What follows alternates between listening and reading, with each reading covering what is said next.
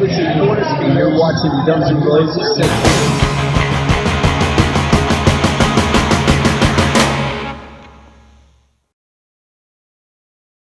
Hey everybody, what's going on? And welcome to GNR Central, and let's talk about today's Guns N' Roses news. So a couple weeks ago, we interviewed former Guns N' Roses manager Doug Goldstein for the third time. This actually would have been third time in about 1 year.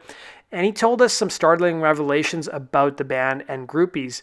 So he discussed women backstage at shows and if Axl was into groupies in a new interview with us. He said, we had your typical backstage, 90% females and 10% males, and they were just using people that gotten to know somebody in the group.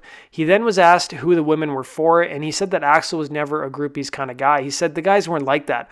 All of them had girlfriends or wives, and when I toured with them, some of the other bands I toured with, it was crazy with them. But with the Guns guys, they just really weren't into it. I mean, it just wasn't who they were. He also said Axl just wasn't that kind of guy. He wasn't married, but that just wasn't who he was. He's really not into that scene, and he never really was. Doug was also later asked by us if Axl ever fully got over Stephanie Seymour, and he said, I don't know. I mean, I'd have to ask him today. I don't know. It's more about her son, Dylan. He wanted to be Dylan's stepdad, and he treated that kid amazing, like he was his son. I think it was a chance for him to have some normalcy in his life that he otherwise didn't get the opportunity to have. Turning now to some Slash news. So former Eagles guitarist Don Felder has recruited a bevy of rock's brightest stars for his new solo album titled American Rock and Roll. So joining Slash and Don Felder will be Sammy Hagar, Bob Weir, Joe Satriani, and Chad Smith are some of the many musicians who make guest appearances on the record.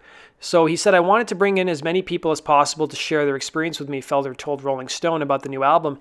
He said, I knew it should be bright, cheery, and fun, or it wouldn't be worth doing, and it should be a labor of love and not a labor of work. So Slash plays on the album's title track, which traces the history of rock music, name-dropping many of the genre's greatest acts along the way. So Felder said, Slash lives really close to me. He came over, brought his guitar, plugged into one of my amps, and we traded off on some solos. He actually plays on the part of the song that mentions Guns N' Roses by name.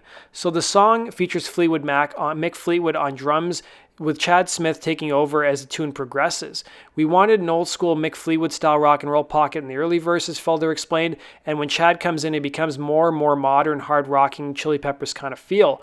So you can listen to the song at the link below. Felder hits the road later this month and a string of tour dates across North America. While new songs will be integrated into the set, the guitarist said he'll still be playing plenty of Eagles classics. He said, people want to hear me perform the iconic guitar stuff that I played when I was in the Eagles. He said, they know those solos note by note. So it's been nearly 2 decades since Felder took the stage with the Eagles. A bitter departure, complete with lawsuits and a tell-all book, divided the guitarist and his former bandmates, and despite the friction, Felder insists he's ready to make peace. He said, I've reached out numerous times to Don Henley and Glenn Frey before he passed. He said, I sent them through personal channels, legal channels, and any other way I could think of. I just want to give them my best wishes and say that I have no ill feelings towards them at all. There's no reason to go forward carrying animosity, he said.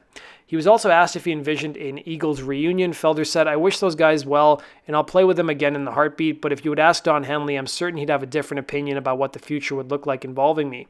So his new record, American Rock and Roll, comes out on April 5th, and it follows Felder's 2012 release, Road to Forever, his first solo album since leaving the Eagles a decade earlier. So turning now to some Frank Ferrara news. So as you guys know, he's the best drummer that Guns N' Roses have ever had, and he's going to be playing with a tribute band this March in South Africa. So Guns N' Roses drummer will join Jason, I don't really know how to say his last name's, tribute show called Guns N' Roses and Friends at the Hillcrest Quarry in Durbanville, Cape Town on 15th of March 2009. So Ferrara is best known as a drummer for American rock band Guns N' Roses, with whom he's played, toured, and recorded with since 2006. He was also a member of the Psychedelic Furs along with Richard Fortus. He was also in Love Split Love as well as The Beautiful. So he's recorded and worked with several high-profile musicians, including Robbie Draco Rosa, Tool, Gordon Gano, PJ Harvey, Tommy Stinson, Nina, Frank Black of the Pixies, Neil Young, Perry Farrell, and Cheetah Chrome of the Dead Boys. He said, it's an honor to bring some of the greatest drummers in the world to South Africa to guest appear in our Guns N' Roses tribute show.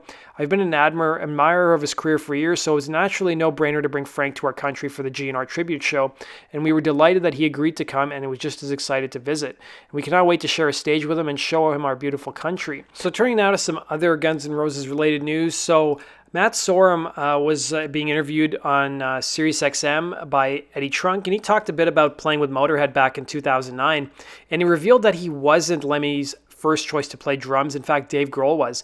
So he was asked to stand in for Mickey D for 13 shows that year and admitted he was quite surprised about how Lemmy's invitation came about. He said he actually texted me. I could hear his voice through the text. He told Eddie Trunk. He said, "Matt, I need you to play drums." And I actually texted him back. I wrote, "Why me? I don't know why I said that." And he wrote back, "Dave Grohl's not available." He said Lemmy wasn't the guy to mince words. He'd tell you the truth, and I love that about him.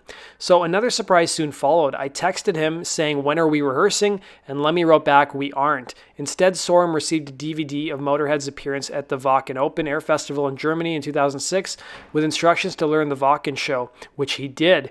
So he said, "And I met them at the 930 Club in Washington, D.C., he recalled. "We sound-checked and I played that night, and it was amazing. It was very energetic, a high-energy set, and I loved it, and I still remember it like yesterday." One of his favorite parts of the experience was being on the tour bus with Lemmy. He's just got great stories, Sorum said. He knew everything about, you'd want to know about the Civil War. We'd be driving down on the highway through the Midwest or in the South where they had all the battlefields, and he'd point and he'd go, "Over there was the battle of, whatever." And he just knew everything about it. And not only the Second World War, the First World War, but also the American Civil War. Sorum also described touring with Motorhead as one of the greatest experiences that I ever had. I had so much fun with those guys, he added. So the drummer is now part of a supergroup called Deadland Ritual alongside Geezer Butler of Black Sabbath, Steve Stevens of Billy Idol's band, and Frankie Perez, who at one point almost replaced Scott Weiland in Velvet Revolver. Turning on to some more non-GNR news. This one was a crazy story. You guys know that I'm a big Alice in Chains fan. I especially love the Layne Staley era of the band. So there's this new guy who apparently sounds a lot like Layne Staley, and it's kind of creepy. So his name is Brendan Meyer, and his band Chout just released a new song called Seasons, which you guys can hear below at the link I've provided. So it's got a grunge metal flavor that Alice in Chains is really well known for. And he's also done some Alice in Chains covers, most notably Man in the Box. And when you listen to his cover of Man in the Box, if you guys have ever listened to Alice in Chains' live album, some of the nuances that Layne does live that he doesn't do in the studio are even replicated by this guy. And he sounds a lot like Layne. And I would love to hear him front Alice in Chains and just do a couple songs, because he does a pretty damn good job of doing his best to cover Alice in Chains' songs. Even his new song sounds a lot like something Layne Staley would record. So go check it out and let me know what your guys' thoughts are. And since we're talking about Alice in Chains, you guys may not know this, but Jerry Cantrell in 2001, 2002 actually toured with Nickelback when he was promoting his solo record, Degradation Trip. So Nickelback is apparently wanting to release a metal album someday. So if Nickelback released a metal album, would you guys listen to it? So because their bassist Mike Kroger says the band would love to do it, and personally he's down to do a Slayer covers album. So speaking to Wall of Sound, the bassist was asked about the heaviness of Nickelback's most recent album, Feed the Machine, if there's any consideration of getting even heavier. He said, "I would love to. Metal is what makes me go. It's what makes me listen without fail," said Kroger. "If we actually sink into it and do a metal album, all four of us, we would love it. I know that we're all on different scales, metalheads at our core." He continued outlining his headbanger credentials as he commented, "We all know everything about the big four, Metallica, Megadeth, Anthrax, and Slayer." Kroger then reminded everyone of what he really is. "I would do a Slayer cover album if I could. That's where my heart lies," he revealed, saying that there's just never enough hours in the day to do everything, but let's just say I wouldn't count it out. So admitting that Nickelback's music is not a reflection of the band members' personal taste, the bassist explained, "I listen to bands like Meshuggah, Gojira, and Lamb of God, and we've become friends with those guys, and their drummer and I nerd out on the stuff that they do, and as musicians, we love to listen to it." He then name-checked progressive metal unit Animals as leaders, gushing over their last album, 2016's The Madness of Many. He said, "I just cannot believe how sick it is. I love it." So if you guys remember, they covered Metallica's Sad But True, and it was a pretty decent cover. So maybe they actually will release a metal album after all, but I'd love to know if you guys would ever listen to it if they did that. So that does it for today's news, guys. Thanks for watching. Let me know what your thoughts are in the comment section below.